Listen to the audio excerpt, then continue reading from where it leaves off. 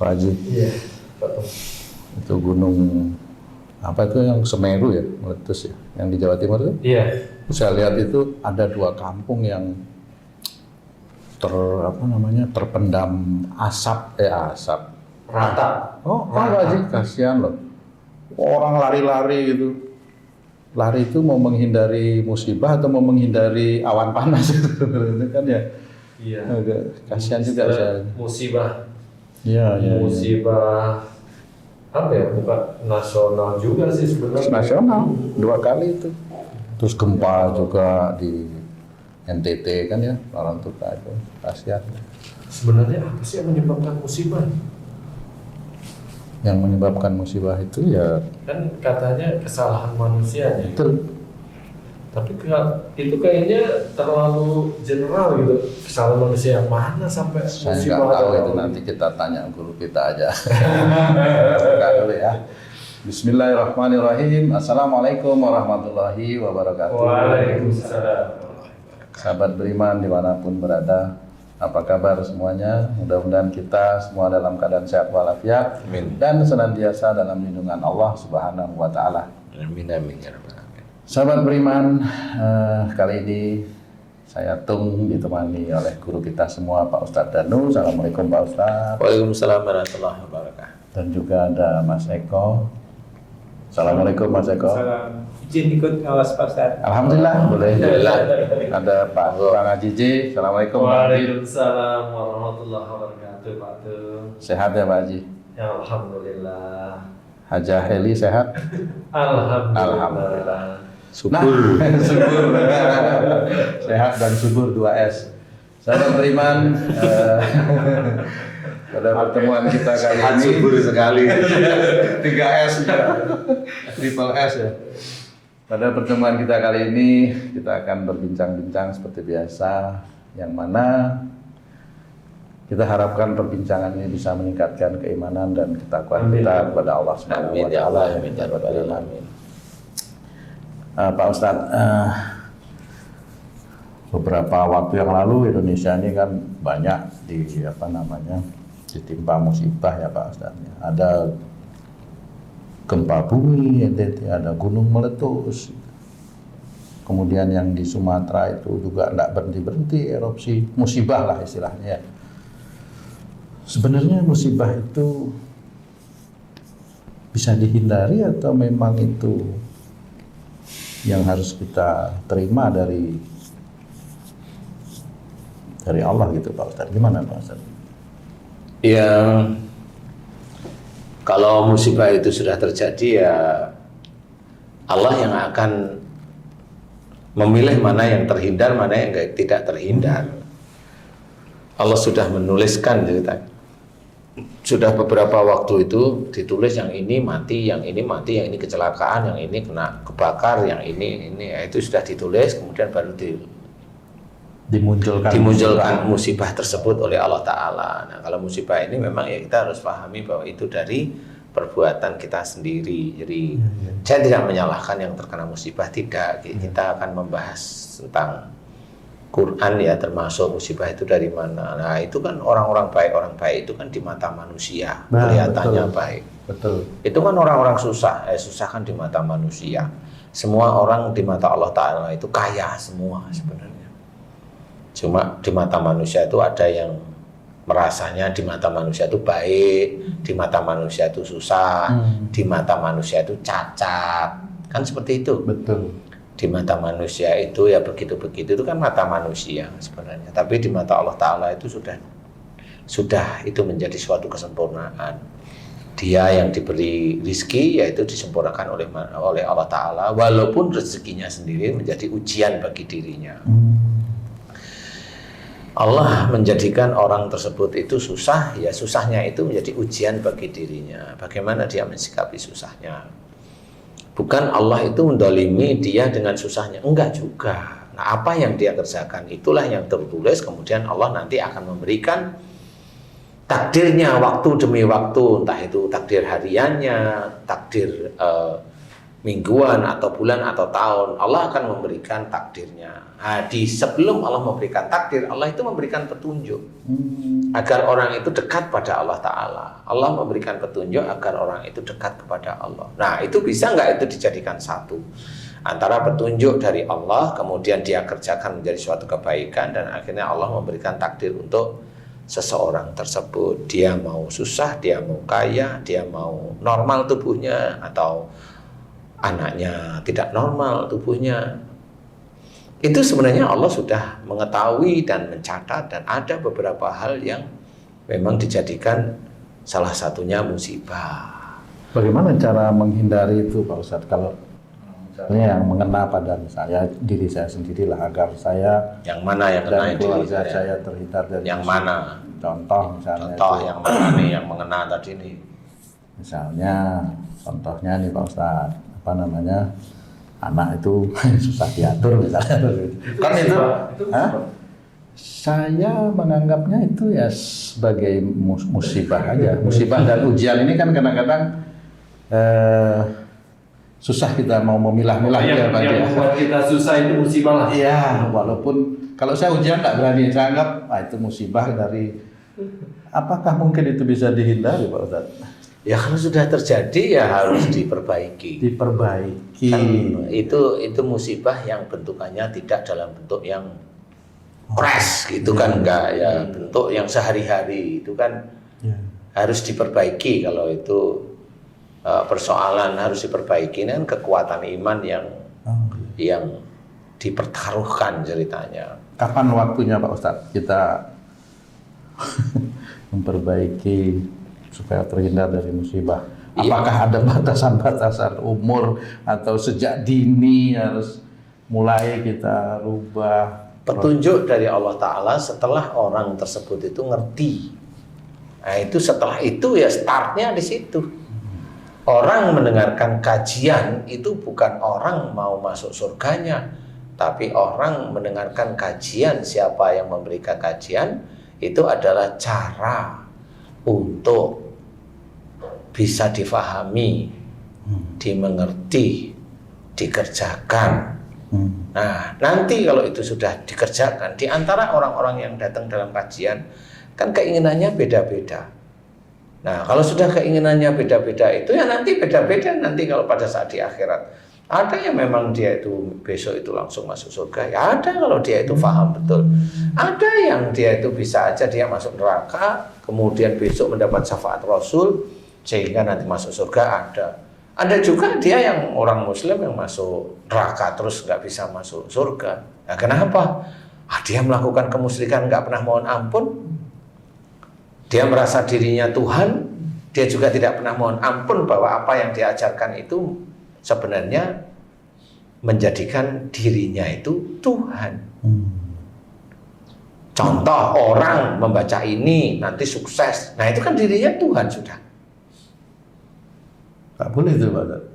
Kan boleh aja, ajarannya kan banyak yang ngajarin orang yang sudah kelihatannya hebat-hebat. Kita pikir aja secara real, kita pikir Allah itu memberikan itu pada porsinya. Yang dilihat oleh Allah Ta'ala porsinya itu macam-macam.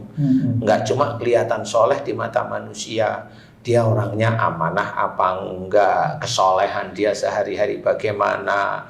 Dia kalau diberi amanah rezeki besar itu dia sendiri sombong, ujub, riya enggak, kemudian istrinya itu takabur enggak, istrinya itu malah menjerumuskan dia pada jalan sesat enggak. Itu kan Allah sudah menulis. Apa namanya? Allah juga akan menulis nantinya. Kalau memang dia imannya bagus, kemudian istrinya ngerongrong, ya dia nggak akan dikasih walaupun dia itu baca ini, baca itu, ya nggak dikasih karena Allah mau menyelamatkan iman si hambanya itu. Kan begitu salah satunya. Nggak bisa seperti itu dikebyahuyah baca ini bisa. Nyatanya itu dibaca ini, baca itu juga itu tetap biasa-biasa aja, nggak ada yang istimewa. Nah, kenapa seperti itu? Nah, itulah yang bermain Tuhan-Tuhanan. Dia merasa dirinya Tuhan. Apapun bentuknya. Dia merasa dirinya Tuhan. Dia sadar atau tidak sadar, dia itu merasa dirinya Tuhan. Kenapa ya seperti itu kelakuan, sehingga dia tidak sadar, dan itu dilakukan terus-menerus dan itu disebarkan, itu menjadi dosa jariah. Allah itu yang maha mengatur rezeki kita, bukan Allah itu pembantu kita, bukan kita itu siapa. Kita itu makhluk. Kok bisa nyuruh Allah dengan baca ini terus sukses, baca ini terus kaya, itu dari mana? Gak ada ketentuannya. Itu hanya katanya, menurut ini. Akhirnya apa? Islam itu seperti apa namanya? Islam itu seperti guru kita maksudnya. Jadi tidak diterjemahkan secara aplikatif. Guru ngomong begini ikut, ya susah. Nah, yang seperti itulah yang harus kita sadari. Nah, seperti kayak kamu tadi, umpamanya kalau anak sudah begini ya startnya itu setelah kamu ngerti itu ya start. Gimana caranya? Kan gitu. Gimana caranya kamu start? Nah, itu kan saya misalnya udah ngerti nih Pak Ustadz, ini langsung ke saya nih. Saya kasih tahu anak saya. Kan saya pingin saya dan anak istri saya itu masuk surga. Itu kan keinginan saya. Boleh punya keinginan baik. Saya kasih tahu anak saya, kamu itu kalau mau masuk surga harus dengerin papa. Loh, papa dulu gimana? Itu anak saya kadang-kadang gitu ya Pak Ustadz. Itu jadi yang namanya yang dalil nyuruh anakmu ingin masuk surga suruh dengerin kamu itu ya siapa? Dalilnya mana? Maksud saya Lalu kamu sendiri itu juga salah ngasih pelajarannya. Untung nggak ngomong, saya punya kuncinya nih. Iya, kunci surga nih. Ya nggak bisa. saya kan maksudnya biar kamu tuh sholat kalau sholat jangan tinggalin papa dulu. Wah, itu selalu apa namanya dibalik-balik. Ya nggak apa-apa, tinggal jawab kalau mamanya anakmu lah. Papa dulu gimana kamu jawab? Ya papa dulu juga kayak kamu kan gitu jadinya. Gimana Pak Ustadz? Kan harus jujur ya Pak Ustadz. Lah ya itulah jujur namanya. Terus saya harus gimana Pak Ustadz? Ya nggak apa-apa, jujur itu sudah cukup lah. Intinya kalau kita intinya itu kalau kita itu ingin mengajak anak kita, keluarga kita itu istilahnya ada dalam lindungan Allah, jangan kita yang menjadi bemper. Kamu manut bapak itu nggak boleh. Itu dosa, kalau saya katakan itu dosa, karena kita itu belum tentu benar. Jadi ya ikutin Rasul. Rasul bagaimana? Yang ngomong itu begini. Ya, Rasul kan begitu. Allah ceritain gimana? Allah ceritain kalau Rasul begini, Allah ceritain seperti ini. Sehingga dia itu taunya ya cinta pada Allah sama Rasul. Orang tua itu hanya sebagai jalan aja. Nah, kalau mamanya kita itu ngomong bahwa contohlah papa, contohlah bapak, itu sudah merasa kita itu hebat. Nggak boleh seperti itu. Nah, itu merupakan kesalahan. Nah, itu dosa. Kalau itu dianggap ya itulah dosa yang betul-betul akhirnya ngunci. Merasa kita itu ngerti, merasa kita mampu, merasa kita itu sudah bisa apa-apa. Ya emang nggak boleh seperti lah. Kalau anaknya ngomong begitu normal. Karena apa ya? Karena tahu. Iya kan? Coba kalau bapaknya ngomong, coba kamu ini jalanin ini. Suatu ketika ngaji didengerin, salah nak bacanya. Jangan juga biasa-biasa aja, salah nak. Ini dituntun, anak belum bisa baca Quran dengan tertib, dengan lancar. Ya kita ngerti, namanya juga belajar baca kan ya seperti itu. Wong kita itu lahir ya di Jawa atau di Indonesia, bukan di Arab. Lahir di Arab ya lahir itu bahasa Arab. Iya langsung, kadang-kadang malah bisa assalamualaikum. Ya, ya namanya tempatnya beda ya beda. Jadi kita juga ada ujian untuk menjadikan kita itu tidak memaksa keluarga kita, tetapi tetap aja kita ajak. Kan beda memaksa dengan mengajak, itu kan beda. Sehingga itu yang harus kita kerjakan. Nah, untuk menghindarkan musibah-musibah yang seperti itu, biar anak itu nurut dengan orang tua. Nurutnya itu bukan pada orang tua. Kalau anak nurut pada orang tua itu bisa aja anaknya itu soleh atau soleha. Jadi dia itu hormat pada orang tua. Jadi kalau hormat pada orang tua, sebenarnya dia tahu orang tuanya itu kelakuannya nggak karu-karuan. Tapi karena dia itu dengar, dia tahu bahwa dia sebagai seorang anak harus nurut sama orang tuanya. Nah orang tua yang kelakuannya murad-marid itu dia tetap santai aja nurut walaupun kecuali kalau diajak musyrik, nah baru dia menolak. Nah itu anak yang soleh seperti itu. Jadi tidak hanya cuma dari sisi kita harus melihat dari tengah-tengah. Kalau anak masih bilang, dulu papa gimana, berarti memang anak ini belum apa-apa. Dia masih dendam dengan keadaan. Nah, apakah itu seperti itu? Dicek aja, memang orang tuanya ada dendam nggak? Seringnya ada dendam nggak? Gitu. Kalau orang tuanya senang ada dendam, ya begitu ya, memang itu anakmu, kan gitu. Bukan anakku, kan gitu. Sama seperti kalau memang anak dikasih tahu nurut, ya kelihatan nurut, nggak tahu hatinya kan ngeyel, nggak tahu. Itu yang bagi yang ngeyel, gitu. Sehingga ya tak, ya itulah salah satu. Jadi musibah itu sebenarnya hal yang kalau musibah itu terjadi memang itu sudah tercatat karena beberapa waktu musibah daerah itu sudah dilihat oleh para malaikat, diberitahukan kepada Allah, orang-orangnya seperti ini, seperti ini, seperti ini, seperti ini. Sehingga dicatat oleh Allah Ta'ala, sekian tahun orang ini nggak bisa ngasih tahu anaknya, si anak dikasih tahu orang tuanya selalu begini, si ini, anak ini, memang dia baik, dia rajin ibadah, tapi dia itu merasa sombong dengan ibadahnya. Lah kalau dapat musibah mati semuanya, normal aja mati. Dan mau ngomong apa? Tapi cuma beda-beda di mereka. Yang satu udah nggak manfaat, ngapain harus hidup kan gitu.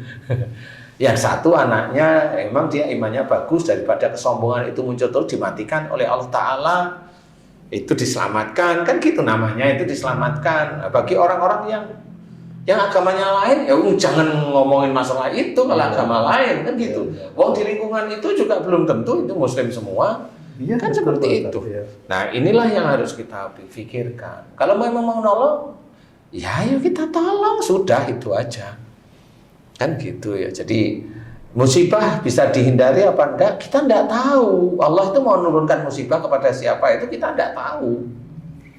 Allah itu mau menurunkan kamu, momennya dulu kamu itu punya pikiran kalau akhir tahun kamu dapat bonus, nggak dapat bonus itu ya musibah bagi kamu. Kalau momennya diurut bukan musibah bagi kamu masalahnya. Ya karena kamu nggak taunya sama pimpinanmu ngeyelan, ya wes. Untung pimpinannya itu. Iya untung pimpinannya. Nggak kasih bonus. Ustaz, kan musibah Untuk pimpinannya tapi ya pimpinannya jatahnya nambah double. Lah iya, nggak apa-apa, dosanya juga double. Wong sudah puasa, sudah tiap hari sholat, ya di bulan Ramadan puasa semua, tapi masih nyuri, ambil efisiensi di sana. Lu itu tiap hari sholat, hari-hari puasa masih nyuri. Gimana? Itu namanya mau menipu Allah ya begitu. Dia tetap aja sholat, lupa kalau itu nyuri. nyurinya pakai bismillah. Iya. Kalau di kita itu ya bismillah mau Ya, itu enggak. bukan ngerampok kan gitu ya. Doanya yang penting Ustaz, semoga lancar dan aman. Itu paling tidak ketahuan kapan gitu ya. Doanya seperti itu. Terus Iya, gimana? Kadang saya suka berkumpul nih dalam suatu kesempatan sama anak dan cucu gitu kan, sama istri juga. Istri yang mana nih? Istri cuma satu. Oke, Ustaz. ya. Udah punya cucu Pak dia. Udah punya cucu. Alhamdulillah. Alhamdulillah. Sebentar lagi ya. Amin. Nah, karena saya sering berkumpul dengan Ustadz, banyak pertanyaan dari anak-anak saya tentang kejadian-kejadian di masyarakat yang umumnya tentang musibah. Dia bertanya, ayah, itu dia meninggalnya husnul khotimah kali ya? Kenapa Pak? Di masjid misalnya gitu kan, sholat dan lain-lain. Kemudian ada lagi yang bertanya, itu meninggalnya tabrakan kesian. Nah, mereka bertanya, itu sebenarnya apa, kesalahan apa sih yang dilakukan, akhlak apa yang kurang di mata Allah sehingga meninggalnya seperti itu, atau akhlak apa yang bagus di mata Allah sehingga meninggalnya begitu. Di masjid, gitu. baru lagi Masjid, sholat, gitu. di tempat yang baik lah. Masjid kan tempat yang baik. gitu. Insya Allah ya. Nah, caranya juga lagi mau sholat, Betul. gitu kan. Apakah yang amalan apa yang suka dikerjakan sehingga meninggalnya seperti itu? Apakah itu udah ciri halus surga gitu seperti itu? Ya udah nanti gampang saya tanyain ke Pak Ustadz. Enggak gampang, sulit itu. Gampang karena saya segitu bagi mereka banyak yang sulit juga. Aduh, kalau ketemu Ustadz nih kapan bisa ketemu gitu kan? Nah, hal-hal seperti ini saya sampai bersyukur pada Allah, ya Allah tetapkanlah saya selalu dekat dengan Ustadz. Amin. Gitu kan? Sehingga bisa bertanya keluh kesah dari saya, keluarga semua, sehingga ada solusi yang harus dijalankan. Seperti itu, Ustaz. Iya, kalau seorang itu meninggalnya atau matinya itu tabrakan, ini orangnya biasanya keras. Keras terhadap Keras kalau diberi masukan, nasihat itu dilawan istilahnya. Kalau dia itu meninggalnya belum di umur 45, berarti dia dulunya kalau dikasih nasihat sama orang tua berani. Berani itu bisa berani melawan, bisa. Tapi kuncinya yang tabrakan itu melawan. Kuncinya di melawan. Kalaupun umpamanya dia beberapa akhir atau tahun ini dia itu kelihatan soleh, bisa aja. Dia kan soleh, dia ke masjid terus. Tapi kematiannya tabrakan. Ada yang jawab lagi, nah itu kan hanya Allah. Ya, memang namanya kematian kan hanya Allah ya. betul. Tapi yang bisa dipelajari adalah dulu dia melawan enggak kalau dia ngasih Prosesnya. prosesnya. Nah, kenapa seperti itu? Nah, Allah mau menunjukkan sebenarnya dia sebelum tabrakan ini dia ditunjukkan musibah-musibah kecil. Oh, gitu ya. Tanda-tanda bahwa kamu itu masih ada kesalahan sama orang tuamu. Tapi manusia kan nggak ngerti biasanya. Jadi tanda dari Allah Ta'ala ini mereka nggak tahu, dikiranya ya orang hidup manusia ya biasa begini. Waduh, supaya ngerti itu yang harus sulit tuh. Supaya ngerti paling tidak itu ya datang ke kajian-kajian yang sering membahas tentang akhlak, perilaku, keimanan. Kemudian lah ya memang jarang. Kemudian apa yang terjadi kalau cerita para nabi. Kemudian kan seperti itu kita itu bisa belajar. Contoh Fir'aun. Fir'aun itu kan menganggap dirinya Tuhan. Nah kita kan harus memahami yang dianggap Tuhan itu apa. Dia bisa menghukum, dia bisa ini, dia bisa ini. Ya berkuasa kan gitu. Nah di titik itu. Kemudian dia bisa ini, bisa itu, begitulah. Nah di zaman sekarang itu Fir'aun itu juga banyak sebenarnya. Yang notabene dirinya sendiri Muslim. Ya Fir'aun itu banyak. Sehingga menyuruh kamu kerjain ini, kalau enggak mutasi. Ya, kan gitu, itu kan Fir'aun itu. Perilaku yang menyerupai. Nah, iyalah.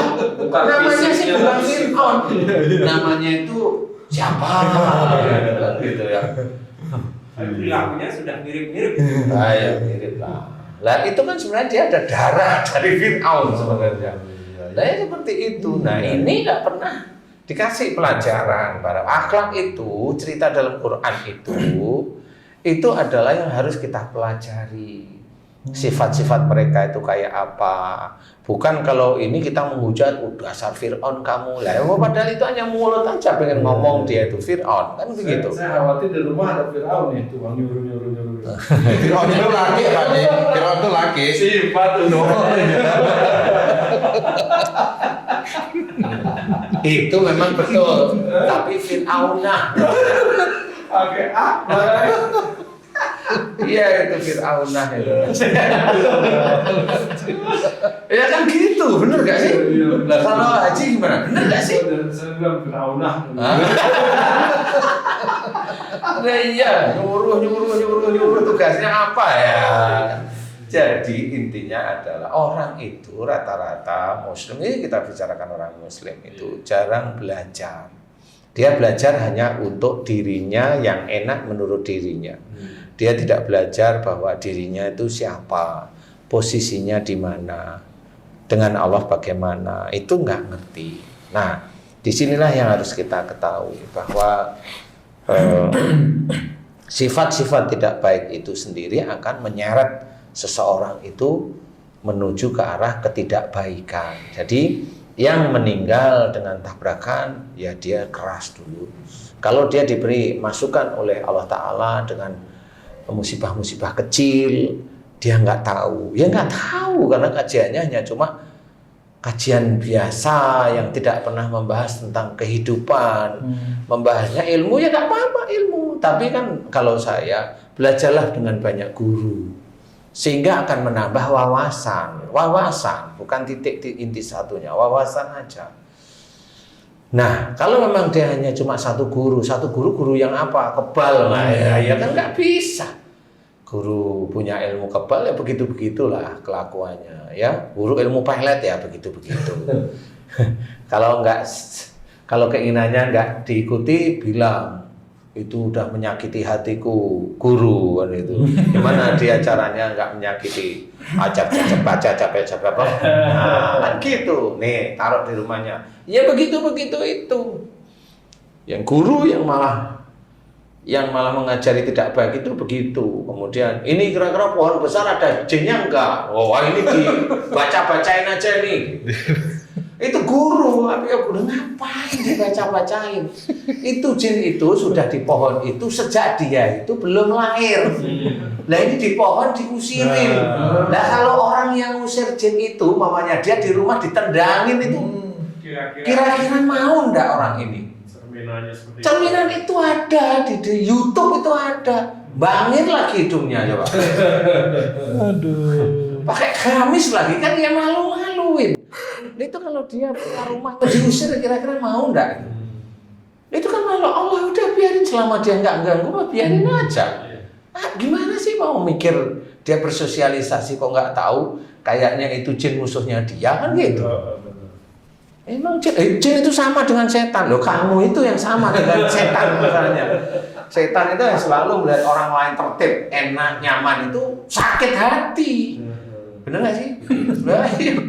Orang itu lihat orang lain punya uang itu iri, sakit hati. Itu setan itu. Udah jin di pohon, udah bagus-bagus, udah tertib, diizinkan oleh Allah Ta'ala. Loh, dia di pohon kan diizinkan oleh Allah Ta'ala. Loh yang nyuruh rukyah juga senteng apa ya gimana? Sok tahu. Lah iyalah itu juga tidak boleh. Kalau itu benar-benar ditanyain coba. Emang kamu punya rumah digusur aja coba sama preman, lapornya sama polisi kan gitu dia. Ini rumah saya. Coba jinnya itu ada polisi jin atau dari malaikat jinnya protes. Ada hak-hak antara manusia dan jin itu gimana coba? Minta ganti rugi. Bukan, itu manusia itu kurang ajar itu walaupun pakai gamis itu. Dia pakai peci haji itu, hidungnya mancung agak brewok-brewok dikit lah ya. Itu kacau itu, dia ngusir saya sudah nempatin sejak dia itu masih jadi kecambah. Itu nggak boleh seperti itu melanggar hak dan aniaya. Dia masuk ke ranah yang mana? Wa may yaf'al dzalika utmana wa dzulman fasawfa nuslihi nar. Dan barang siapa melanggar hak dan berbuat aniaya akan dimasukkan ke dalam neraka. Itu sudah jelas, walaupun dia pakai begituan, tapi dia kayaknya kok nggak ngerti sih. Dia itu merasa memang jago baca-baca, apa gimana, kan gitu. Ya nggak bisa. Nah itu berbuat dolim. Nah, apakah itu dikatakan soleh? Bajunya memang iya, kan gitu. Tapi orangnya walau alam. Nah inilah yang harus kita ketahui. Enggak, Allah itu tidak melihat fisiknya. Allah itu melihat perbuatannya. Ya ilmunya, ya perbuatannya. Ya, dia punya ilmu, iya punya ilmu, tapi kacau ilmunya dipakainya kan gitu. Nah orang-orang begitu kalau dia dikasih amanah uang besar kira-kira gimana? Oh dirusak itu. Orang-orang begitu kalau dikasih amanah uang gede itu dirusak itu orang-orang yang nggak suka sama dia dirusakin pasti. Nah nggak boleh seperti itu, tidak boleh. Ya semua hak. Kalau nggak percaya coba, itu ada anjing lewat di depan, tendang, itu kan najis itu liurnya. Itu kan sama seperti itu, nggak ada apa-apa kok. Ya itu nggak ada di otaknya, nggak ada gimana. Nah, itulah nggak ada adab. Dia nggak punya adab walaupun dia itu punya ilmu agama Islam umumnya. Dia nggak punya adab, dia nggak punya etika. Dan itu Allah tidak suka sama dia, pasti. Dia hanya blegernya, orang Jawa itu blegernya aja, dia kelihatan orang soleh kan gitu. Enggak. Tampilannya. Itu nggak bisa, tampilan itu nggak bisa. Casing, Ustaz, Casing. Itu nggak bisa. Namanya soleh itu betul-betul perilaku. Betul-betul perilaku. Ada saudara kita itu melakukan kesalahan, itu kita mau memberikan nasihat, itu dilarang kok di dalam taklim. Itu aja harus dikasih tahu dan tahu harusnya. Bukan asal ngomong, ya dia pertimbangkan. Itu ada dalilnya. Masa kayak gitu diusirin semua? Ya kan gitu cuma. Kalau dia punya anak perempuan gitu, kalau dia anaknya diperkosa boleh nggak dia? Kan nggak boleh seperti itu. Dia bilang nggak boleh lah. Kamu juga asal-asalan semaunya sendiri. Ya, itulah orang yang semaunya sendiri. Walaupun dia itu irungnya bangir gitu. Milih Jangan. enak. Saya jadi khawatir nih kalau ada sahabat beriman yang nggak ngerti sudah melakukan seperti itu mohon ampun minta maafnya gimana tuh Ustaz? Ya mohon ampun lah pada Allah Ta'ala dan dirubah. Terhadap makhluk Allah ya. Ya minta maaf, datengin dia. Seperti pada sahabat. Iyalah. Makanya. Lah iyalah. Gimana coba? Lah wong banyak guru-guru kita itu kalau orangnya itu masih hidup datangin dan minta maaf. Lah itu kalau dia ngusirin jin, datangin jinnya minta maaf. Kalau saya gitu, jin nggak pernah nganiaya dia, nggak pernah ini dia, loh kok dianiaya, lo ngapain? Itu kan memalukan itu, memalukan Islam. Islam itu tidak seperti itu. Nah inilah, ya, kalau dia besok umpamanya mendapatkan musibah ya normal. Kalau saya jawab normal. Kenapa? Musibah itu sudah dijelaskan. Musibah itu dari perbuatan tanganmu sendiri. Kalau begitu mah normal. Nggak perlu dikatakan yang aneh-aneh. Dia ilmunya juga tahu kan begitu. Nggak bisa kita seperti itu, aniaya namanya. Nggak boleh. Nggak ganggu kok. Kan gitu. Anakmu tak culik. Kamu siapa? Aku jin. Jin mana? Jin pohon yang baru kamu beli. Nah itu kan jelas yang ngomong. Aku jin pohon yang kemarin kamu beli itu. Lah ya nggak bisa kayak begitu gitu loh. Itu kan jelas ya. Tapi terus nggak ada apa-apa, nggak ada culik, nggak ada ini, kemudian diusir lah, yo. Lah wong dia itu yang membeli, dia ngizinin membeli, kemudian taruh situ, kemudian suruh musir jin umpamanya loh ya. Lah itu kan dia salah. Lah kenapa pohon itu kamu beli kemudian kamu musir mereka? Kan begitu, sama aja kamu beli lahan itu kemudian ada dikeroyok disuruh usir. Mau emang kamu? Iya. Nggak mau, janganlah berbuat dolim seperti itu, jangan. Itu dolim, beneran dolim, apapun bentuknya itu dolim. Jangan kerjakan. Dan itu orang yang seperti itu tidak akan dia meminta maaf. Kenapa saya bilang tidak akan? Karena dia punya kesombongan. Hatinya keras, kaku, darahnya kental. Karena apa? Dia punya kesombongan di situ karena dia merasa aku ahli ini, gitu. Dia munculkan seperti itu. Nah itulah yang saya bilang itu seperti bayi mencret ya seperti itu. Asal aja ya. Asal aja lah bayi kan nggak bisa ngomong ngerti-ngerti mencret, selesai gitu. Nah itulah kalau kita ingin menghindarkan diri dari musibah, ayolah berbuat baik. Dijelaskan walatul kubi aitikum ilan tahlukat. Dan janganlah kamu menjerumuskan dirimu dengan perbuatanmu ke dalam kebinasaan. Berarti orang itu biasanya dia sejak dulu, sejak akhir baliknya itu sudah mendesain kematiannya.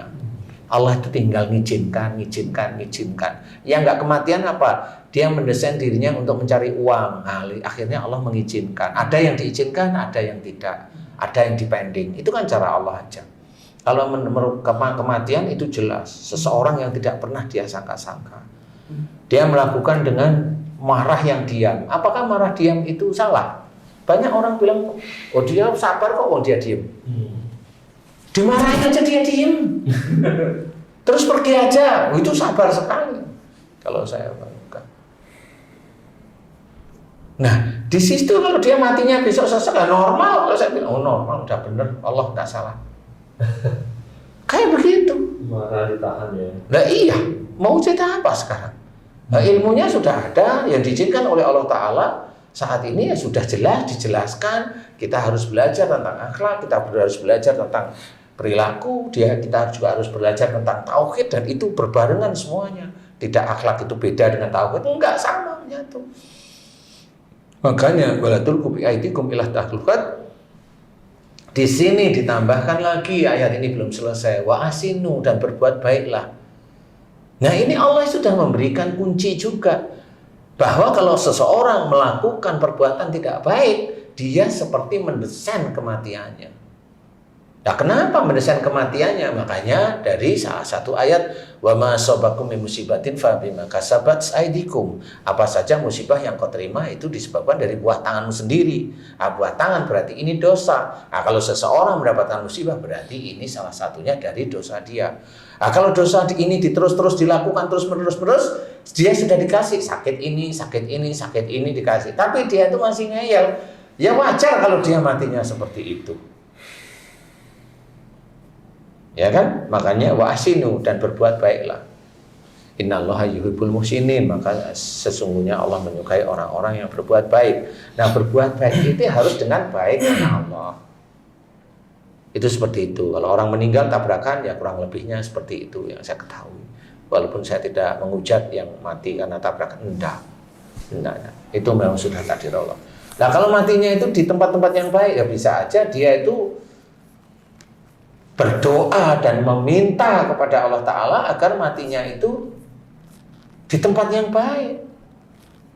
Jadi seperti hasil dari doa dia gitu. Ya, itu hasil dari doa dia. Karena persoalan dari amal solehnya walau alam, ya walau alam, nggak ngerti. Itu kan doa. Allah, saya rupanya ada orang itu doa, saya ingin meninggal saya di Mekah. Ya mati di sana. Lah, apakah dengan mati di sana itu juga dia pasti masuk surga? Ya Allah, nggak jaminan kayak gitu. Itu kan keinginan sebenarnya. Dan banyak orang yang punya keinginan seperti itu. Dia punya keinginan seperti itu. Boleh punya keinginan, tapi persoalan surga itu tidak karena keinginan dia terus tercapai, nggak bisa. Saya mau masuk surga. Saya mau masuk surga, loh kok kayak Allah itu pembantu ya, gitu ya. Loh ya nggak seperti itu, ada cara-cara masuk surga itu, ada cara-cara. Bagaimana kalau mamanya dia itu ahli puasa, dia masuk dari pintu ini, dia ahli sholat sunnah, dia masuk pintu ini, dia ahli ini, dia masuk pintu ini. Lah kalau dia ahli semua, masuk pintu yang mana? Bingung jawabnya. Kan bingung jawabnya, habis masuk keluar lagi, masuk lagi, keluar lagi, masa begitu sih? Berulang-ulang ya. Iya, jadi kita harus memahami bahwa kematian seseorang itu memang kadang-kadang di situ kelihatannya baik. Kita tidak boleh melihat bahwa itu dari sisi jeleknya, memang tidak boleh. Tapi mendoakan agar memang dia diampuni dosa-dosanya, itu hal yang sudah disunahkan lah, seperti itu. Tapi persoalan dia masuk surga apa enggak, kita tidak tahu. Kita tidak tahu. Seseorang punya keinginan matinya itu nanti di masjid pada waktu sholat, itu punya keinginan. Karena apa? Enggak taunya di rumah itu bikin masalah aja istrinya. Lah kan capek dia capek di rumah itu capek, sehingga dia itu di masjid terus biar apa? Menghindar nggak ribut sama istrinya. Wah, akhirnya kan doa di situ, pulang itu ya makan ke masjid lagi, pulang ke masjid. Oh, itu soleh, dia di masjid terus loh. Lah kan orang taunya dia di masjid, nggak tahu hati sama otaknya, nggak taunya kalau di rumah teladungi terus sama istrinya. Lah ya kan capek lama-lama. Masih mending si laki-laki itu nggak nikah lagi. Lah kalau punya uang dilebihin, nikah lagi gitu. Gitu. Ya, Ji. Musibah yang seperti itu Allah sudah maha detail ya, Ustaz. Detail. Pesawat misalnya jatuh, kemudian yang satunya matinya seperti ini, yang satu matinya seperti ini, yang satunya enggak mati misalnya. Allah detail. Allah sudah detail. Maha teliti. Iya, Allah maha teliti. Jadi istilahnya, saya pernah betul ya. Saya punya teman ya, namanya teman kan macam-macam ya. Teman yang non muslim. Dia naik pesawat Cessna berdua, dua-duanya non muslim. Jatuh dari ketinggian 1.500 meter, jatuh ke tanah, mesinnya mati. Nggak mati kok orang dua itu. Tapi setelah itu mati. Setelah beberapa lama. Bertahun-tahun maksudnya. Mati. Dua-duanya mati. Dia mati. Mati yang satu teman saya kena gula. Yang satunya mati karena saya nggak tahu matinya. Nggak tahu, saya dikabari. Saya tahu kalau itu dua-duanya teman saya. Normalnya kan wajarnya mati Mati gitu. Dari pohon kelapa Ya, mati. kan gitu. Jadi Iya. kenapa Allah menyelamatkan yang itu? Ini non Muslim saya tahu. Saya kenal itu teman saya. Nggak mati. Bener nggak mati? Lah kenapa? Gitu loh. Ya kan menjadi penguji yang lain. Ya kali dia masih punya tanggungan anaknya atau siapa, misalnya nggak ngerti cara Allah ya. Iya. Makanya Allah memberikan seperti itu. Kalau memang ada seorang Muslim yang meninggalnya begini, itu sudah takdirnya, sudah diteliti sama Allah Ta'ala. Serius, makanya coba kita itu berpikir yang logik tetapi tidak keluar dari syariat. Logik tapi tidak keluar dari syariat. Ya seperti itu. Jangan kita hanya cuma dia pasti masuk surga. Loh, yang bilang pasti masuk surga itu Allah. Kalau dia orang itu ngomong dia pasti masuk surga, dosa, dia bermain Tuhan, dia sudah. Siapapun orangnya, mau yang irungnya kayak Kiting atau irungnya bangir, nggak boleh seperti itu. Itu haknya Allah. Tapi kalau dia membuka di umum kalau dia pasti masuk surga, salah. Ngomong dia sendiri itu tahu musibah dari mana nggak ngerti, dia tahu sakit orang itu dari mana nggak bisa jawab. Kok dia bisa masuk surga? Sakit itu di depan mata manusia masih ketok dilihat, masih kelihatan, dilihat sakit. Surga itu kita itu nggak pernah, belum pernah ke sana. Lo kok iso yakin dia pasti masuk surga itu dari mana? Wongnya sakit di depan mata, ada yang koreng itu nggak sembuh-sembuh aja nggak bisa jawab kok dia kok. Gimana caranya bisa sembuh? Nol geluduk, sampai ngeces nilainya juga nggak bisa jawab. Malah di rupiah itu ada jinnya di sini. Ngapain? Ya nggak bisa waktu itu. Pakai logika. Sebenarnya, nah disinilah harusnya kita itu memahami bahwa Islam itu sebenarnya real. Sebenarnya real. Cuma kita itu umpamanya kita aja yang belum nyampe. Kuasa Allah gini. Sebenarnya banyak ayat yang menceritakan ya normal Allah memberi ini, normal ini ayatnya ada. Normal Allah memberikan begini, ini ayatnya ada. Normal aja. Tapi bagi orang yang nggak tahu, wah itu memang kuasa Allah. Memang kuasa Allah. Tapi sebagian sudah tahu. Makanya kalau umpamanya orang pusing, wah itu kuasa Allah. Ya memang betul. Tapi kalau saya tanya, pusingnya sebelah mana? Saya tunjuk, insya Allah kamu sering lakuin ini. Nah, yang sering ngelakuin itu hilangkan. Nah, nanti kan pusingnya hilang, insya Allah. Nah, dari situ kan dia mulai belajar lurus. Sebenarnya apa di situ-situ? Nah, kenapa dia itu selalu suudzon disuruh hilangin? Nah, karena suudzon itu nggak boleh. Nah, dia kerjain terus ya pusing lama-lama. Dia mikir sampai begini, sampai stres. Kenapa dia stres? Dia lupa kalau dia itu kalau mikir ini nggak mampu, serahin aja sama Allah Ta'ala. Tapi orang-orang tertentu dia nggak mampu pikir aja terus ya stres lama-lama. Kena skizofrenia. Ah sudah kena skizofrenia, nggak ada yang tahu skizofrenia. Namanya tahu tapi obatannya nggak ngerti. Hanya kasih obat penenang. Nah kalau di saya terangkan. Kamu pasti dulu insya Allah ngalamin ini. Bener nggak? Bener Ustaz. Lepaskan. Ikhlaskan kepada Allah Ta'ala. Nah baru setelah ikhlas, jin yang menjadikan skizofrenia, menjadikan halusinasi itu paham dia, keluarlah dia dari tubuhnya. Ya alhamdulillah pasien yang seperti itu diberi kesembuhan oleh Allah Ta'ala. Normal itu real. Bukan saya baca-baca, enggak, saya doain agar dia diampuni dosa-dosanya. Rata-rata seperti itu. Setelah doa itu diselesaikan, alhamdulillah kalau Allah memberikan kesembuhan dan banyak kesembuhan, ya alhamdulillah itu dari Allah. Saya hanya cuma mendoakan masalah kesembuhan dari Allah Ta'ala. Kalau dia sendiri kasih tahu dia ini kamu sering gini yang enggak akan sembuh, ya sudah biarin aja.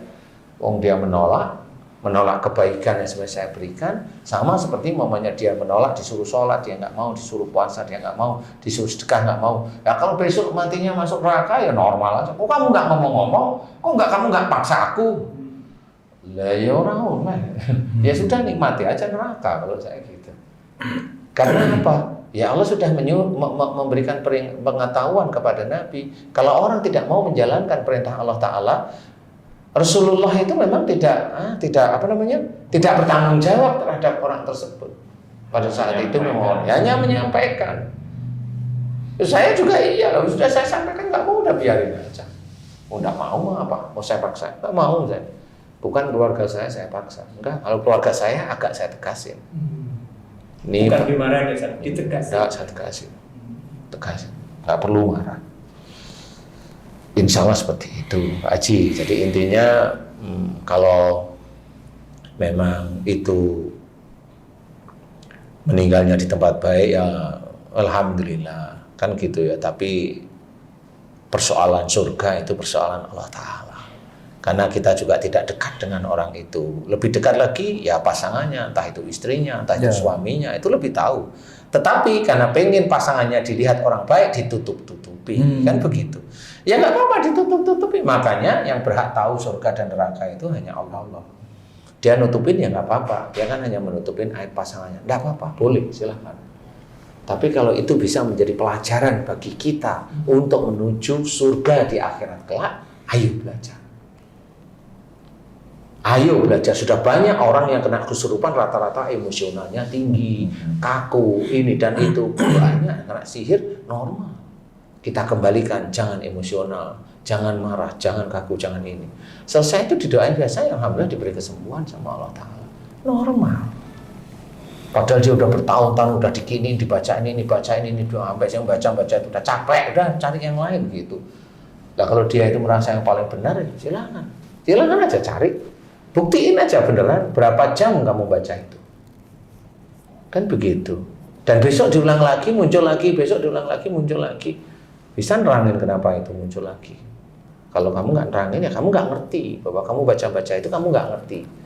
Sama seperti asal naik mobil. Kamu itu nekat ngomong bisa naik mobil. Padahal setelah naik mobil nggak ngerti, ya nggak jalan-jalan. Kan gitu. Itu sama seperti itu. Jadi musibah kita tidak pernah akan tahu kapan musibah itu akan datang. Tapi kalau kita melakukan sesuatu hal kesalahan demi kesalahan terus-menerus, pasti musibah itu akan datang, pasti.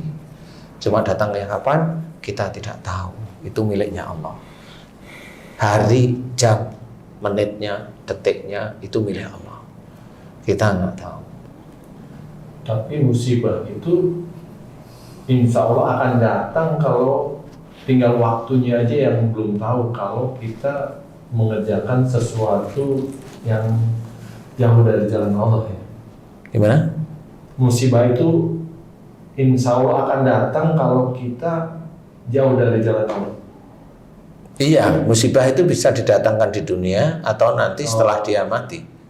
Ya, di dunianya nggak ada musibah, tapi di akhirat itu pasti musibah. Iya betul. Karena salah satu bentuk musibah yang dicepatkan oleh Allah Ta'ala itu lewat iman sama amarah, sama nafsu. Amarah, kuncinya amarah, yaitu yang selalu saya amati. Orang yang amarah itu kemudian imannya itu cukup lumayan bagus, musibahnya akan dipercepat datang. Justru dipercepat. Imannya bagus, dipercepat. Iya. Supaya cepat-cepat dia taubat kepada Allah. Iya. Itu cara Allah begitu. Makanya itu rasa sayang Allah itu seperti itu. Tapi kalau imannya kurang bagus, kemudian dia nggak pernah sakit, nggak pernah dapat musibah, nah itu imannya memang kurang bagus. Dia sholat hanya cuma sekedar sholat, menggugurkan kewajiban. Disangkanya dia udah jalan yang baik, Iya. karena tidak ada sakit. Dia juga nggak tahu sholatnya itu untuk apa, nggak ngerti. Dia pasti tahunya sholat biar masuk surga. Dia tahunya hanya itu. Cuman sholatnya. Iya. Ngeri juga Ustaz ya. Sehat terus, nggak pernah pusing, nggak pernah sakit, nggak pernah ini, mikirnya nggak pernah melakukan kesalahan seperti yang Ustaz bilang itu. Iya. Ada orang yang badannya gede, dia merasa kuat, gizinya terjamin. Dia baru bilang, oh saya nggak pernah sakit. Geletak dia kena COVID. Nah kenapa mulutnya nggak bisa dijaga? Allah lewat itu kok, lewat sakit itu lewat itu aja. Itulah untuk membongkar kesombongan. Ada Allah dul, ada Allah dul, kan gitu. Jadi jangan berkata yang merasa dirinya itu hebat. Apa ini dari tubuh? Oh, nggak bisa.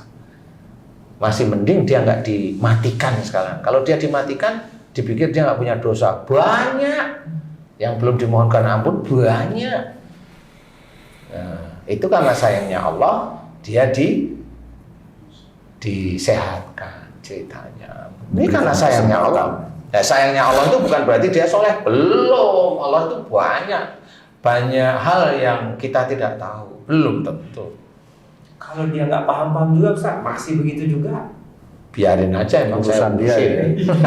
Saya jawab bodoh, walaupun saya jawab, biarin aja, emang saya ngurusin. Artinya pelajarannya nggak sampai, Ustaz. Biarin aja, memang otaknya nggak sampai.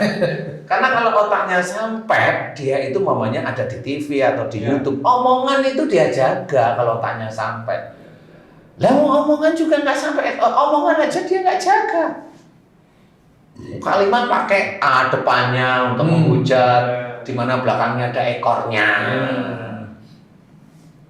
Depannya B.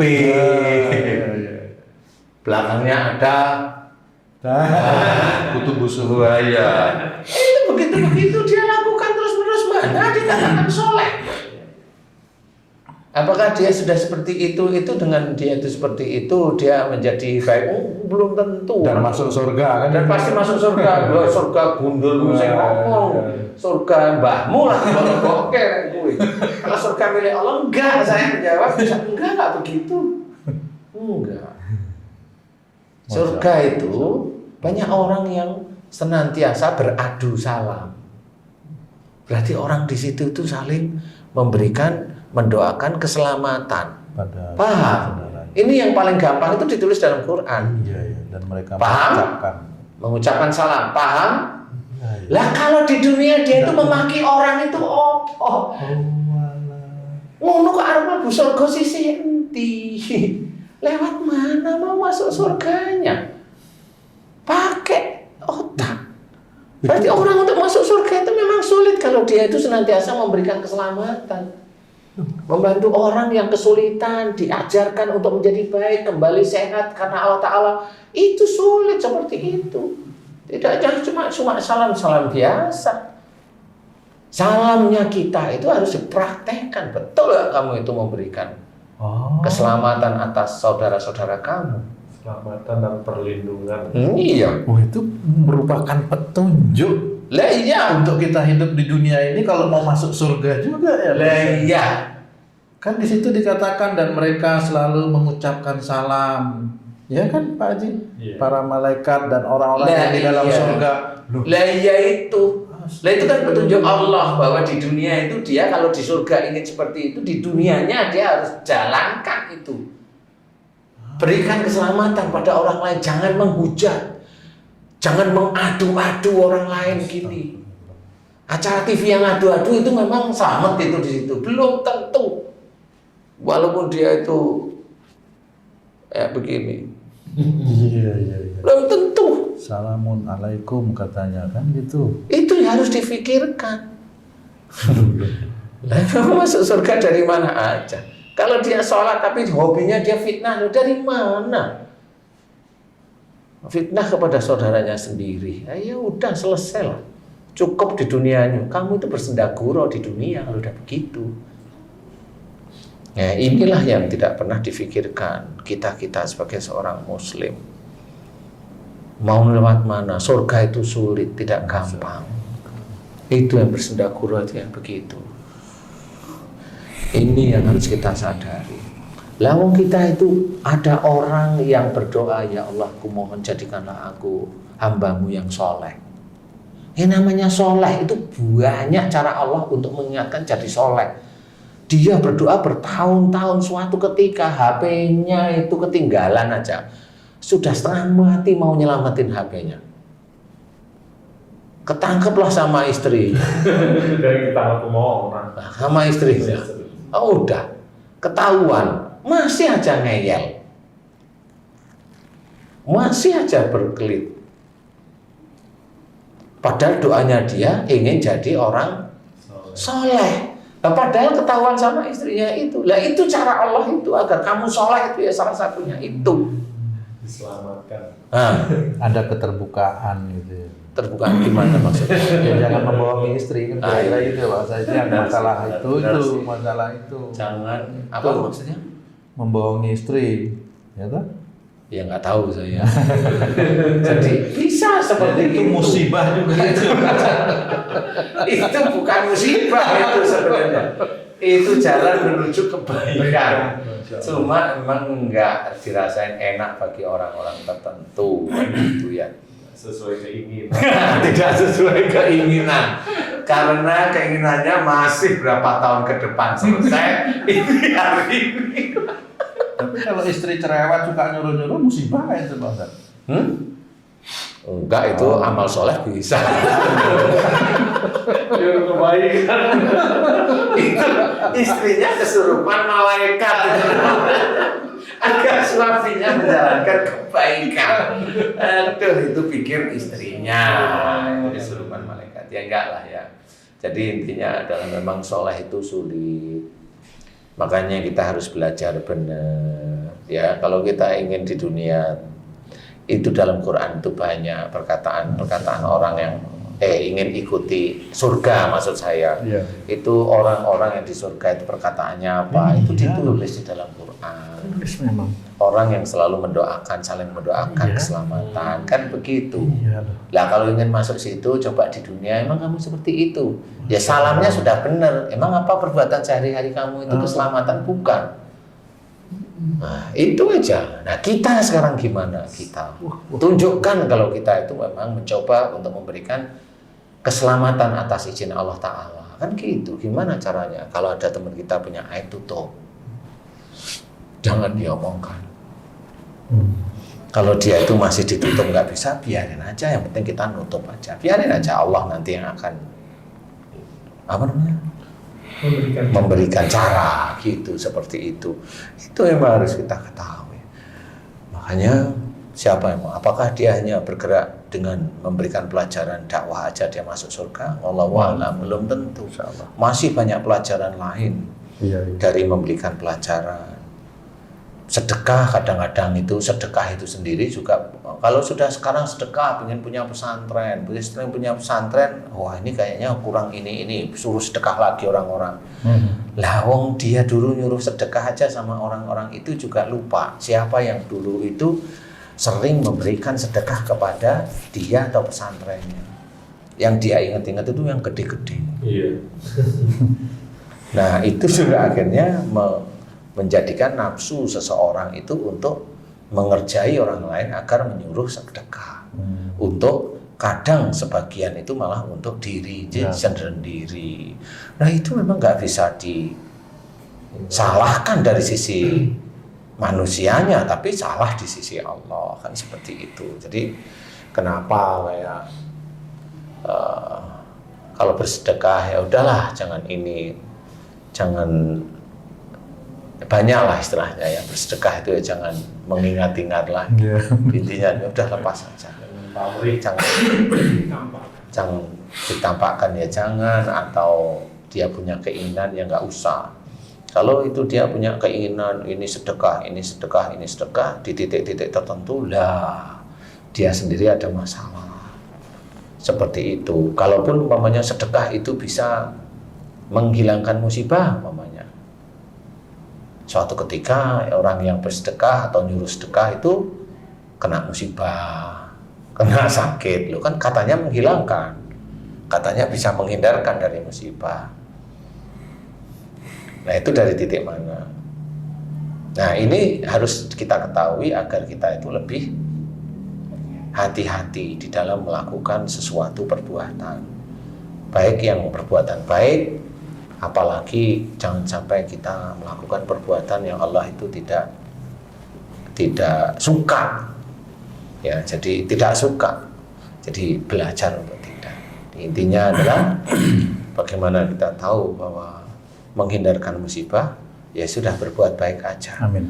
Kalaupun nanti Allah itu menyenggol, mengingatkan dari sisi itu, bertanyalah pada orang yang tahu kekurangan saya di hadapan Allah Ta'ala apa. Kalau itu terjawab, kerjakan terus-menerus istiqomah dan jangan ulangi lagi. Nah itu taubatnya bisa diterima oleh Allah Ta'ala. Salah satunya diberi kesembuhan sama Allah. Kan seperti itu. Ya. Atau diangkat dari musibah-musibah yang seperti itu. Karena orang itu meninggal bisa aja. Maunya ada orang bilang dengan pasangannya, aku kalau nggak sama kamu, aku nggak bisa hidup. Pasangannya mati, dia ikut mati. Nah itu karena sumpahnya. Sama, jadi seperti itu. Dia kepingin sekali terucap, ya Allah besok kalau bisa aku matikan di tempat yang baik, di lingkungan baik. Memang bisa aja dikabulkan sama Allah Ta'ala. Tapi apakah itu masuk surga? Ya belum tentu. Surga itu banyak kriterianya, bukan hanya mati di titik itu, kan gitu ya. Jadi, tapi kita juga tidak boleh mengejek orang lain. Dia mati di mana saja, hormati. Hormati saja. Hormati. Doakan pada saat kita memang takziah, mengunjungi yang meninggal itu, doakan yang baik. Sehingga nanti kita juga termasuk digolongkan orang baik oleh Allah Ta'ala. Amin. Ya, itu yang kita cari, bukan orang lain menggolongkan kita baik, tapi karena sesama golongannya kan gitu. Tetapi Allah yang menggolongkan kita baik, kita ya seperti itulah. Walaupun itu sulit, memang sulit. Insya Allah seperti itu. Mudah-mudahan ini bisa manfaat. Terima kasih Pak Ustadz atas bincang-bincangnya kali ini. Cukup ya Pak Haji? Pak Eko? Nah, sahabat beriman, akhirnya waktu jualah yang memisahkan kita.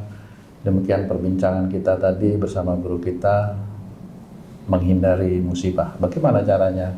Yuk, mulai saat ini kita merubah semua perilaku kita yang tidak baik, khususnya buat saya sendiri dan keluarga kita, menjadi perilaku yang lebih baik di hadapan Allah, supaya terhindar dari musibah, baik secara pribadi maupun di dalam keluarga.